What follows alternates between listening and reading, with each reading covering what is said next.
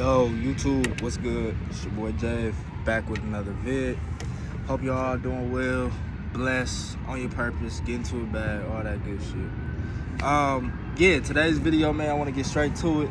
Talk about the mindset, right? Talk about this champion mindset that people talk about. You know, you hear different things like, oh, Jordan had the champion mindset, Floyd Mayweather got the champion mindset, Kobe, LeBron, Michael Phelps, Tom Brady. These people have a champion mindset.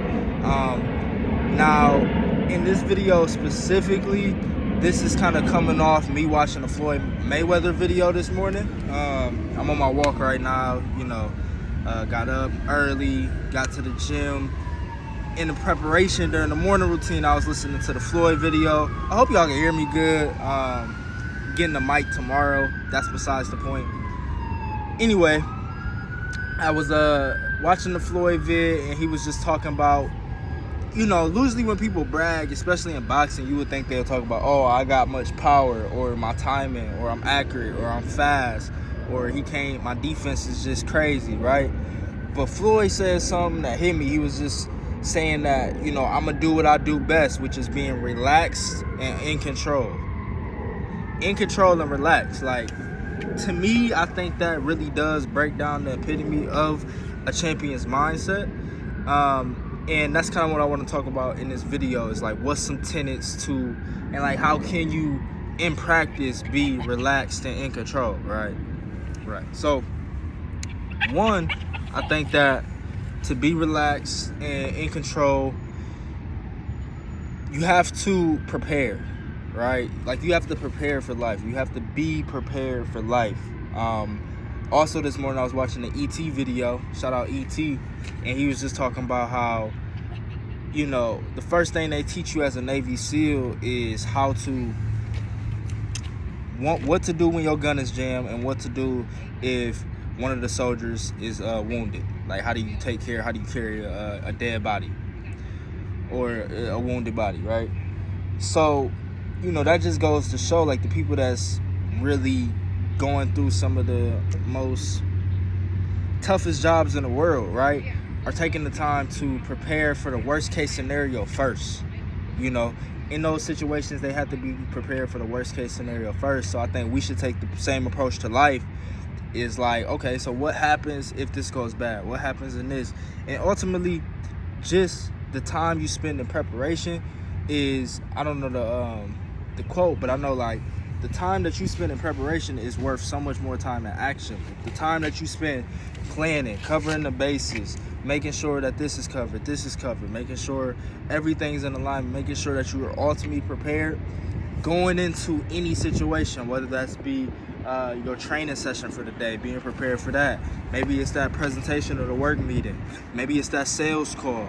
Any event or thing that you have to do, or your daily job, your daily disciplines, how prepared can you truly be for those things? Because, people talk about success and like how it's so many different, or how it's so complex, or how it's so difficult, when it's really just doing a couple fundamental, simple things extremely well. We all know to read, we all know to meditate, we all know to journal, we all know to exercise, but how consistent are we doing those things, and how good are we doing them? You feel me? And that's going to depend on how much time you spend preparing. It's preparing your environment. So let me move on. In addition to preparing, like I said, how can you be calm and in control, relaxed and in control? Another way is focusing on preparation, but also faith. Also going into those events. This stems directly with the relaxed point. You feel me? Because the only time you're not relaxed is when you're not prepared, or you think something's going to go wrong. So this is where it comes into what you're telling yourself before situations. You can speak anxiety over yourself. You can speak depression. You can speak stress over yourself by the way that you look at situations. But if you're anchored in faith that everything's working out, everything's going to go good, everything's in my favor, when you're anchored in that faith, it's really hard to not be relaxed, because that's the things you're reaffirming. You reap what you sow in terms of your thoughts. So if you're sowing positive thoughts about a positive scenario, you're ultimately going to be in the best state when that situation comes.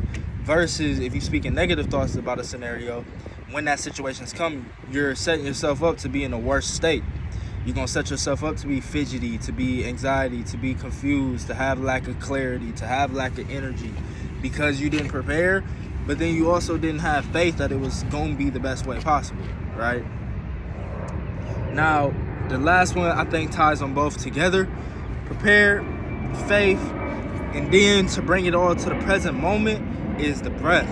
You know, not a lot of people talk about the breath, especially in American work, Western culture. You know, it's more of an Eastern philosophical type of thing, but, you know, anything that has to do, I think, with the body is something that can be, you know, imperative to our material world, you know, and creating results in our material world. So I think, you know, the breath is life, ultimately, you know, and the more we can become present with our breath, take deeper breaths, take longer breaths, hold in our breaths, breathe out. I like to do box breathing, which is like 4 seconds in, hold it for 4 seconds, breathe it out for 4 seconds, hold that for 4 seconds, back in for 4 seconds. So you just do that. You know, you could do 4-4-4-4, you could do 8-8-8-8. Any way you choose to do your box breathing, you could do that. Wim Hof is another good one. That's y'all can look them up, but you know, basically it's like a fire breath type of thing, where you take like 20 to 30 fast breaths in and out, usually through your nose, quickly, and then that does something. And then once you get to like 20 to 30, that's when you hold it in. And every time I do this, my body just starts to feel on fire, and like it's a good energy booster. You know, we go to these external stimulants, but you know, stuff like that, working with the body, you know, can help. But you know, specifically with the champion mindset, how the breath can help is because you have to stay calm in pressure situations. That's the epitome to being a champion. You gotta think, what do you have to go through to win a championship? You have to go through a lot of pressure situations to where usually the calmer person wins. You know, the person that's more in control and relaxed is gonna win. So that's why I found it interesting that that's where Floyd went when he was describing what makes him so good. You know, why he was gonna beat this person was not because I'm faster, not because I'm stronger, not because I hit harder, but because I'm more relaxed and in control, and I do that better than anybody. And then you think, okay, how did Floyd become so relaxed and in control? He works out, work ethic, prepares. His training is top level. You know, he's always working, so he's always in a prepared state, so he's not worried. He does the work. You know, the work is going, you know, the confidence comes from the competence and how good you're doing something. In addition to that, he believes in himself a ton. You know, he's always speaking positive affirmations about he the best. You know, I can't be beat, I'm the best ever. I always believed I'm the best. You know, you never hear Floyd talk negative about himself ever. You know, it's always positive, uplifting to the highest degree type of talk. And ultimately, that's faith. You know, faith is confidence. Faith is belief in oneself. You know, whether that's, I believe in God, and he puts his faith in God too. That's where he says the talent and everything is given from.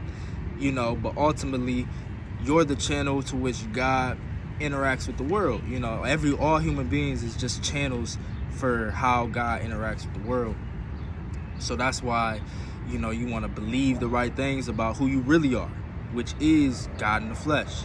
It's a different video, but I think all these things do play into the champion mindset, which not only will help you with sports, will help you with your physique, but, you know, will help you with money, will help you with your relationships, will help you with, you know, your girl. The way you attack any problem, the way you attack any area of growth should be like a champion. You know, so to recap, to do that, you know, prepare well, have faith in the highest outcomes being achievable for you personally, and breathe through the process. You know, stay present, stay in the moment. You know, a lot of times that's where anxiety comes from. It's too far in the future. That's where depression comes from. It's too far in the past. You know, Floyd, when you see him in the ring, he's calm, under control. He's seeing every punch damn near in slow-mo. Breathing, never too rattled, never too this. You take a punch, you just hear with it. You know, you staying focused, focus on the breath. That always brings you back to the present, is what I've learned. You know, even in the sauna today, putting this in practice, I was able to stay in the sauna much longer because I was just, towards the end when it got really, really hot and really uncomfortable and really difficult, I just focused on my breath. And that puts you inside your body instead of outside in the world, which is one of the best places to be, especially to accomplish your dreams and do whatever you wanted to do in life. Because life is short and we focus too much on external, we're not going to even realize what's inside of us to begin with to even think about trying to achieve it. So that's where I'm going to leave it. Champion mindset. Y'all do something productive today. Stack a brick. It's all in the daily process. See y'all in the next video. Like, comment, subscribe. Peace.